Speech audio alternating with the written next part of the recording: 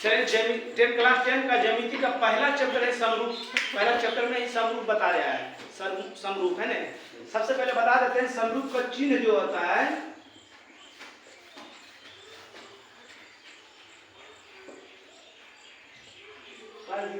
तो पराक्रम से नहीं बढ़िया है। समरूप का एक चिन्ह है ना, समरूप का चिन्ह है। समरूप होने का जो होता है, समरूप जो है 3 स्थिति से समरूप होता है। समरूप जो होता है 3 स्थिति से होता है, बड़ा छोटा बराबर, ठीक। समरूप 3 स्थिति से होता है। समरूप होता कौन कौन है, ध्यान दीजिएगा। समरूप जो होता है कि 2 रेखाखंड समरूप होते हैं। 2 रेखाखंड जो होता है, ध्यान से खाली देखिए, रेखाखंड समरूप होता है। 2 रेखाखंड समरूप होता है। 2 त्रिभुज जो होता है समरूप होता है। 2 त्रिभुज की होता है, समरूप होता है। 2 जो वृत्त है की होता है, समरूप होता है। 2 वृत्त भी की होता है, समरूप होता है। 2 त्रिभुज समरूप, 2 वृत्त समरूप। समबाहु त्रिभुज, 2 आयत, आयत भी की होता है। 2 आयत भी की होता है, समरूप होता है। 2 वर्ग भी की होता है, समरूप होता है। 2 वर्ग भी समरूप होता है। 2 समबाहु त्रिभुज, 2 समबाहु त्रिभुज की होता है, समरूप होता है। समझ गए, समझ गया क्या क्या? रेखाखंड, 2 त्रिभुज, 2 वृत्त, 2 आयत, 2 वर्ग, 2 समबाहु त्रिभुज, समरूप होता है। समरूप जो है सर्वांगसम हो सकता है, लेकिन सर्वांगसम समरूप नहीं हो सकता है। क्या बोले, बहुत ध्यान से सुनिएगा। समरूप जो है सर्वांगसम हो सकता है, लेकिन सर्वांगसम समरूप नहीं हो सकता है। याद रखिएगा, ऑब्जेक्टिव में पूछ देता है, ऑब्जेक्टिव में पूछ देता है। ऐसे इतना में से एक ऑब्जेक्टिव रहेगा, कंफर्म याद रखिएगा कि इनमें कौन समरूप है या समरूप है या नहीं है ना। इनमें कौन समरूप है या समरूप है या नहीं है। तो क्या 2 रेखाखंड की होता है, समरूप का मतलब ये समझ लीजिए, समरूप जिसका रूप एक जैसा हो, जिसका रूप एक जैसा हो। बड़ा छोटा होने से कोई मतलब नहीं है, जिसका रूप क्या होना चाहिए, एक जैसा। एक आता है सर्वांगसम। सर्वांगसम का मतलब होता है जिसका सब अंग बराबर हो, जिसका सब अंग बराबर हो उसको की कहते हैं, सर्वांगसम। और जिसका रूप एक जैसा हो, आकृति एक जैसा हो, चित्र एक जैसा हो, उसको की कहेंगे, समरूप कहेंगे। की कहेंगे, समरूप, है ना। जैसे समरूप क्या है, समरूप, मगर इस सर्वांगसम नहीं। इसका अंग कभी बराबर होगा, ये अगर बचवा है नहीं, समझ रहा, तो ये कौन चीज है, समरूप है। क्या है, समरूप है। छोटा बड़ा बोले थे ना अभी आपको कि छोटा बड़ा, बड़ा छोटा और बराबर समरूप है ना। बात समझ गए ना। समरूप जो होता है, समरूप का जो 2 शर्त होता है, समरूप का 2 शर्त होता है, वो आपको परिमेय के साथ बताएंगे। खाली अभी ऐसे बता देते हैं क्योंकि पहला चैप्टर में कुछ नहीं, सिर्फ समरूप समझना है। समरूप का 2 शर्त होता है, ध्यान दीजिएगा। जिसकी संगत कोण बराबर हो उसको समरूप कहते हैं।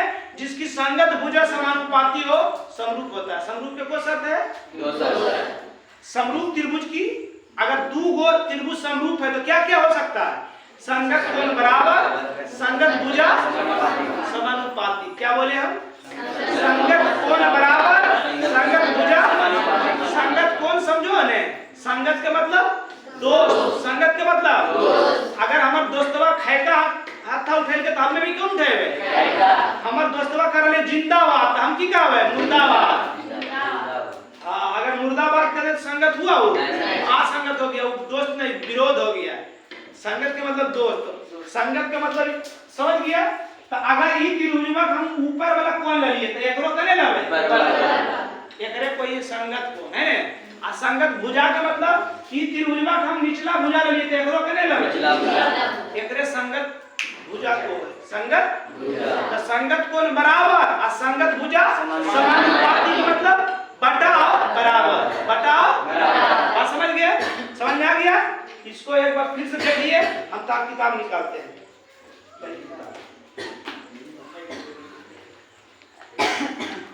इसको देखिए एक बार।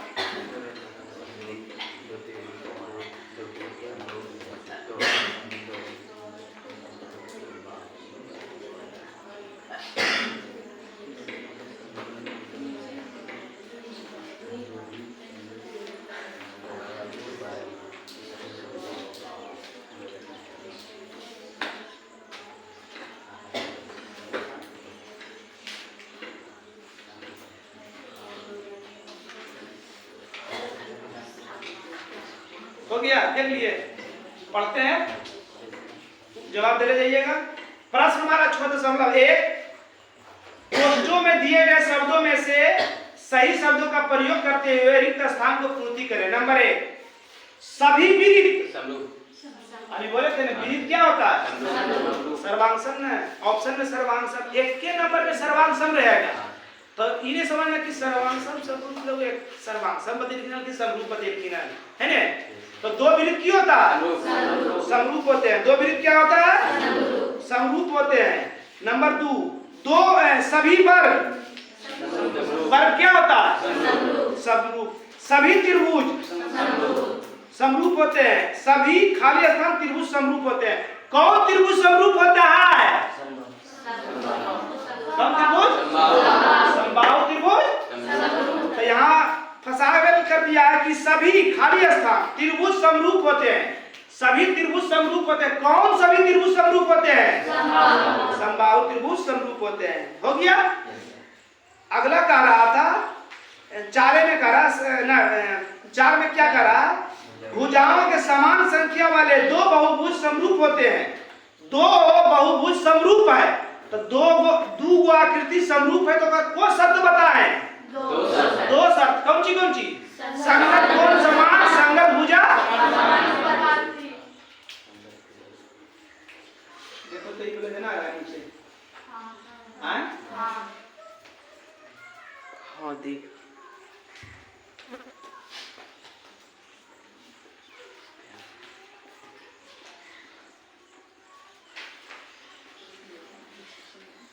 संगत कोण समान,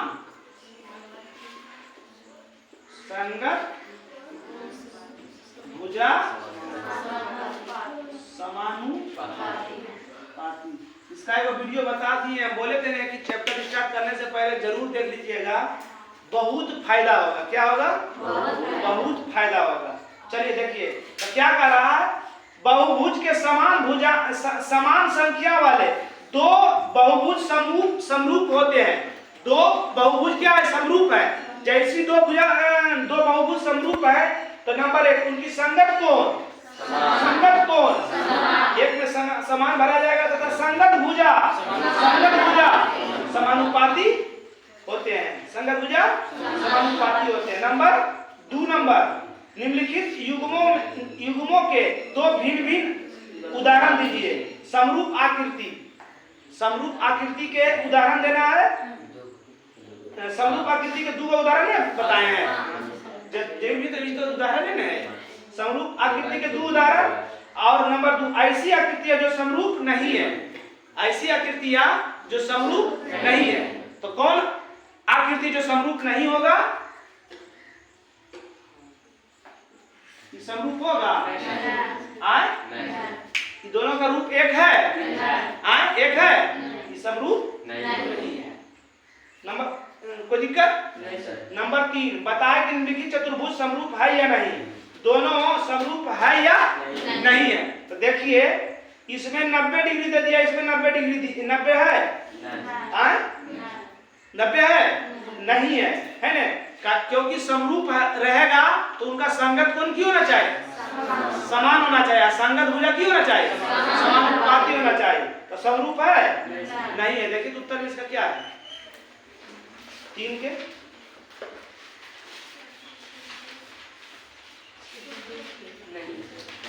है ना? नहीं है। 6 के 1 प्रश्न वाला 6 के समझ गए? पहला चैप्टर बना के लाइएगा। समझ गए? आज का क्लास यही समाप्त हुआ। जय हिंद, जय भारत। चलिए जाइए।